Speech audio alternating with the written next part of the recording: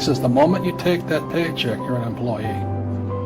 You've got to be stronger than that. It's about inside control.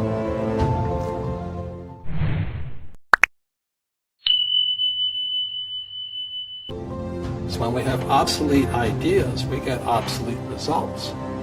So what's happening for most people, the idea of going to school, getting a job, working hard, saving money, getting out of debt, buying your house because it's an asset, investing for the long term, is obsolete. The world has changed. The world changed in 1971 when President Nixon took us off the gold standard and money became debt. Today, the banks are charging you interest to save money. In other words, the banks don't want your money because they've printed too much of it. And that's why there's this bubbles in stocks and bubbles in real estate and all this. People are dumping the cash. Because as I said in here, savers are losers and cash is trash. And yet people want a high-paying job. Well, that's an obsolete idea. Get out of debt is an obsolete idea. You should learn how to get into debt, how to use debt to get rich, and they'll never teach you about taxes. The reason the 1% is way up here and the 99% are going this way is because when you print money, two things happen: inflation and taxes. It's going to crush you. And any entrepreneur thinks, I'm just going to make money, I'm going to start a business and make a lot of money because that's what we talk about. They really have got to smell the roses, man.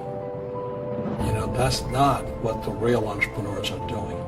Most entrepreneurs, there's 28 million small business owners in America. 24 million are one-person entrepreneurs.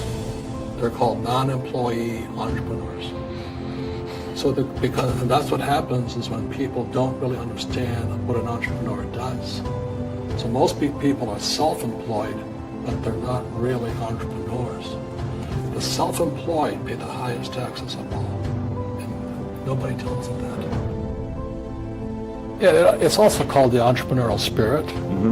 But what we were actually talking about was there's no such thing as a bad economy.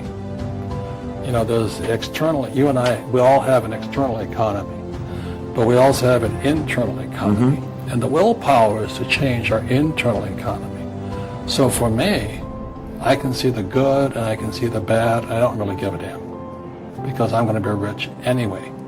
But a poor person with a poor personal economy, all they're going to see is a bad economy because they don't know how to make money in any economy.